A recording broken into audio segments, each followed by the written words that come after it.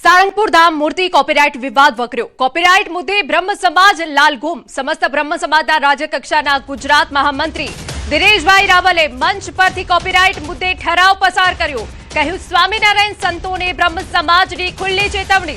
દિનેશભાઈએ કહ્યું કે વૈદિક સંસ્કૃતિ અને સનાતન ધર્મનું વારંવાર અપમાન થઈ રહ્યું છે, જે હવે સહન કરવામાં નહીં આવે। સ્વામિનારાયણ સંપ્રદાયના સંતો મહંતોને સંબોધીને કહ્યું કે આવી પ્રવૃત્તિઓ પર રોક નહીં લગાવે તો આ લડાઈ માત્ર જિલ્લા કે તાલુકા પૂરતી સીમિત નથી રહી, પરંતુ ગુજરાતના ગામે ગામ સુધી લઈ જવામાં આવશે। બેઠકમાં બ્રહ્મ સમાજે સર્વાનુમતે ઠરાવ મંજૂર કર્યો।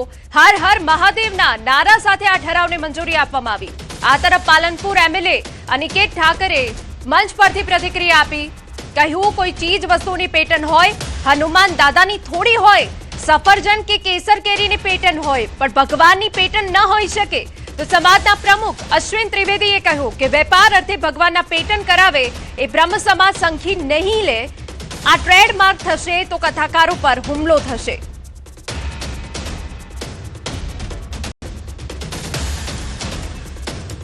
શ્રી સમસ્ત ગુજરાત બ્રહ્મ સમાજ રાજ્ય જો આ કોપીરાઇટનો મુદ્દો સંતો મહંતો સ્વામિનારાયણ ભગવાનના સંતોને અહીંયા સંબોધીને કહું છું કે આ પ્રવૃત્તિઓ બંધ નહીં કરે તો આ લડાઈ જિલ્લા અને તાલુકામાંથી ગામડાઓ સુધી લઈ જવા માટે અથાગ પ્રયત્નો કરવામાં આવશે।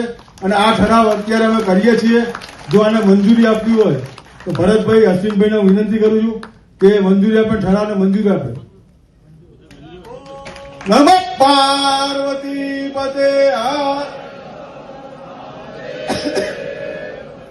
અને ભગવાનની પેટર્ન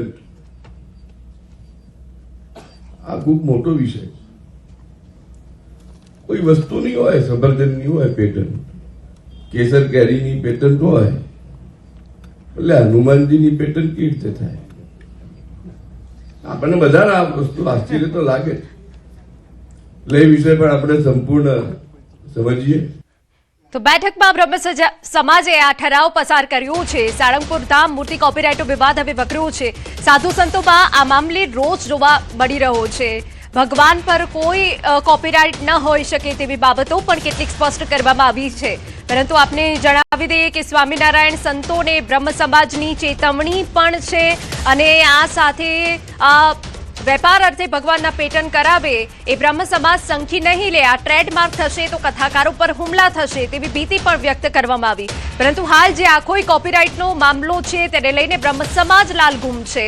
કોપીરાઇટ મુદ્દે બ્રહ્મ સમાજે ઠરાવ પણ પસાર કર્યો છે અને હાલ તો આખો જે મામલો છે એ ગરમાયો છે। આપને જણાવી દઈએ કે સમસ્ત બ્રહ્મ સમાજના રાજ્ય કક્ષાના ગુજરાત મહામંત્રી દિનેશભાઈ રાવલે મંચ પરથી કોપીરાઇટ મુદ્દે ઠરાવ પસાર કર્યો।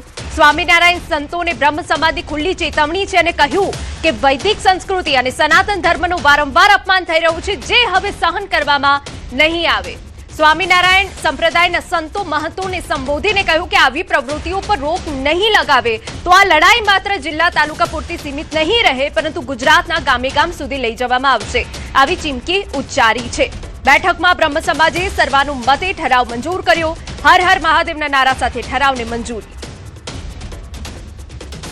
હીન પ્રવૃત્તિમાં મુકતા હોય અને પોતાના વેપાર ધંધા અર્થે આવા ભગવાનના પણ પેટર્ન કરાવતા હોય તો ત્યારે બ્રહ્મ સમાજ આ વસ્તુ સાખી લે નહીં। કષ્ટદેવ ભગવાન છે એ ભગવાન હનુમાનજીના 1008 નામ પૈકીનું છે। સારંગપુર ગામ છે એ ગામ જન લોકોનું છે, સામાન્ય પ્રજાનું છે, કોઈ એક વ્યક્તિ સંસ્થા કે મંડળીની માલિકીનું નથી।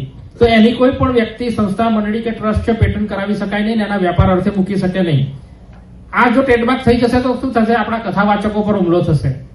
કેમ તો કે એનો ફોટો મૂકીને કથા નહીં થાય।